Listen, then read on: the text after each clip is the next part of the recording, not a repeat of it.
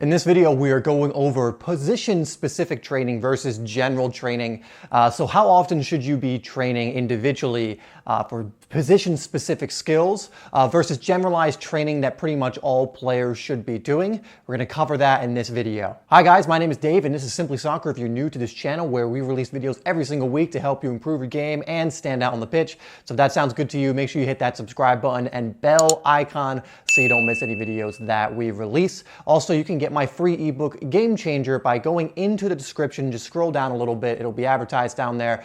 You can get that for free and it gives you 33 different ways to improve your game and stand out on the pitch. Full 50+ page ebook that's going to be very valuable to you. That tool is free for you. Anyway, again, today I want to go over position-specific versus generalized training. We're going to be focusing mainly with stuff that has to do with the ball. But I get asked this question quite a bit, what type of training should I do for this position? Should I do this or should I focus on something else? And it is very important to understand what you need to be focusing on because it's not only about training consistently, it's also about training efficiently. If you ever heard of the Pareto principle states that you get 80% of your results from 20% of your actions. Because a lot of times we are doing a lot of different things, but we may not be focusing enough on the thing that's actually getting us the result. And so for your position, there may be drills that you're not focusing on as much that you should focus on while you're focusing on other drills that aren't really benefiting you that much and you could do without or maybe lessen the frequency in which you work on those drills. So we'll start with general training with the ball. And pretty much this is going to be any drill, any type of training that would be beneficial for any player, because for any player you do need a certain set level of skill, a certain fundamental level of skill. You can't ignore certain parts of the game. For example, ball control is going to be important in every single position. Dribbling to a certain extent is going to be important in every single position. Being able to manipulate the ball in the way that you want. Passing is going to be very important in every single position. Like these fundamentals of the game are going to make up a lot of your general training. So things like doing cone drills are things that are going to be good to do in your training. Ball control drills, I would consider every single position to be really good at, along with passing. Two of the most important fundamentals, I believe, with the ball. First is your first touch and ball control in general, and also your passing ability. Because even if you're a center back, you need to have good ball control because if you miscontrol it and give it to the attacker when you're the last line of defense, other than the goalie, you're going to be in trouble. If you don't know how to pass the ball out of the back, or you just can't play a ball accurately, you're going to lose the ball out there as well, or you're just going to be a defender that has to kick it up and lose possession every single time you get the ball. So I consider, as far as general training, I consider ball control and passing, for example, something that every position should be working on and incorporate into their training. And so let's get into the more position-specific stuff because it's also going to give you an idea of what you should do for your specific position and what you can maybe throw out if you're working on it. Now, when I say throw something out, I don't always mean throw it out. For example, you might be a center back that's working on their dribbling in place of something else that could be benefiting you more. That doesn't mean you will never work on your dribbling. Again, you still want to make sure you're competent at most things.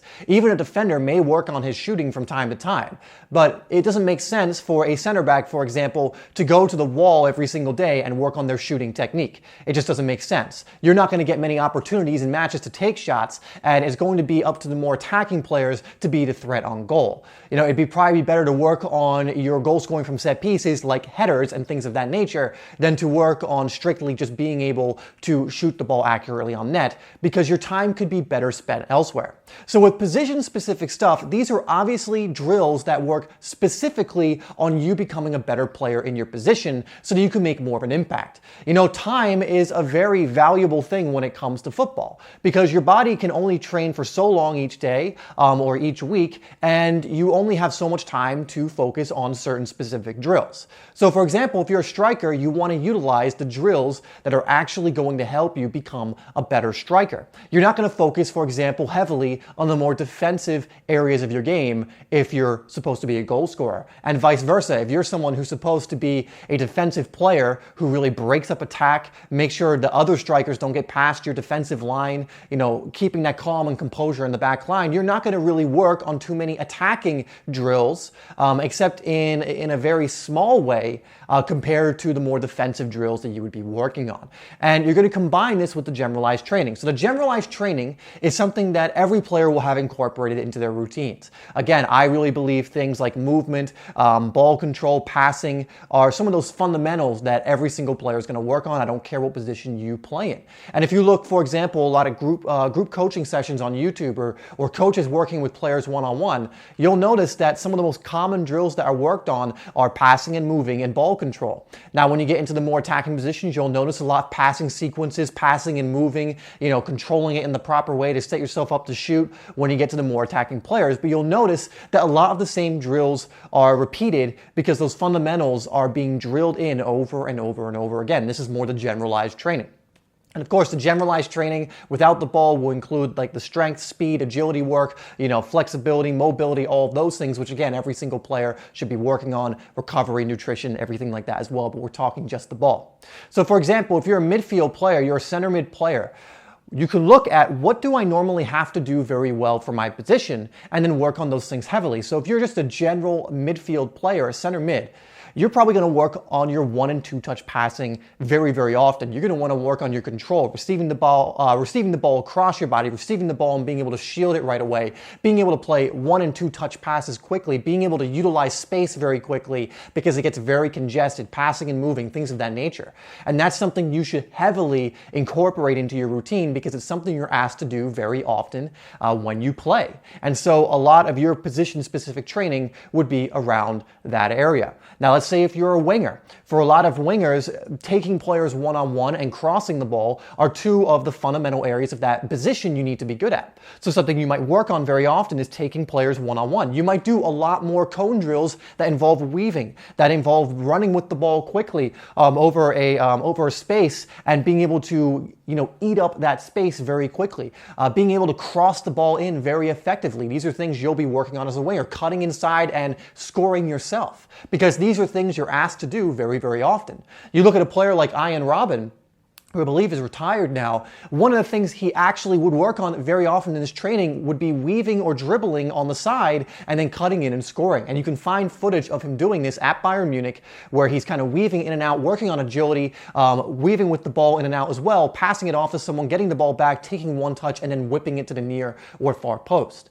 Why is he working on that all of the time? Because it is very position specific for him, and we can see the results he got from working on that over and over again, because you just look at a highlight video of him and he's just weaving through players, cutting inside and scoring like crazy. He was one of the best in the world at doing that because he worked on that very, very often. Now, could he have worked on other stuff instead of that? Sure.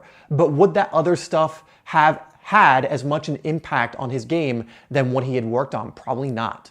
And so one thing you can do, guys, is again, have the generalized training. Like I, for example, when I warm up, like to cover a lot of the general areas, especially if I'm not focusing on them. So if I have a wall, I like to do just a few passing and receiving sequences. I like to do different juggling sequences and ball control sequences, just to make sure I'm doing some of that general stuff every day in some way. I released a video, a while ago called my daily training routine, and this was a routine I used to use a lot as a bare minimum training routine. So I would do this every day. It didn't take me long, but it involved a lot of passing, receiving, ball control, a little bit of dribbling, but a lot of those fundamentals to make sure I was always working on them. And of course, some days I'd have days where I worked on the general stuff way more, but I made sure I got it in at least a little bit each training day.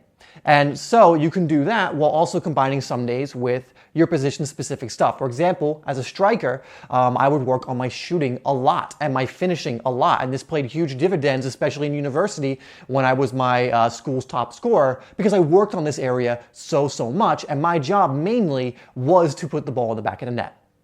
So for you, what I want you to do is write down the main skill areas, the main drills you can work on that are really going to help you stand out in your position. And then you can also start giving yourself some routines that are going to help you to general routines as well that are going to help make sure you're always brushing up on those fundamentals that every single player needs. Now, if one of the things you really need to work on are your skills and your dribbling, I highly recommend my course, Ultimate Soccer Skills, because that is going to be something that takes takes your dribbling, your skill moves, your control on the ball with it at your feet to the next level. And I do have some other courses you can take a look at, like passing and receiving mastery, which will help a lot of you midfield players, for example. Actually, that one's going to help pretty much anyone because it's a fundamental.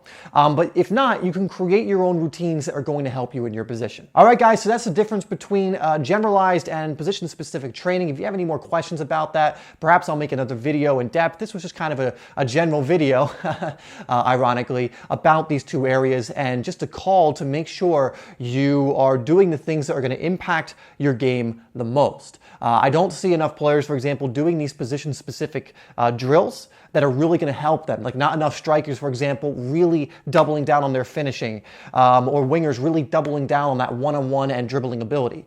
So make sure you do that in your training. So again, those things that you're asked to do very often in matches, you're doing. And one other thing for wingers, please work on your crossing and delivery. That's one of the most important skills you can work on if you're playing in a wide position, left and right backs as well. All right, guys, so that's going to do it for this video. Thank you so much for tuning in. As always, I'll put 2 other videos up on the screen. I will also, again, remind you to get my free ebook, Game Changer, down below. Again, it's free. If you don't have it, you have no reason not to get it. It's an amazing, amazing ebook. It's going to help you in so many different ways. Anyway, that's going to do it for this one, guys. Thank you so much for tuning in, and I will see you in the next video.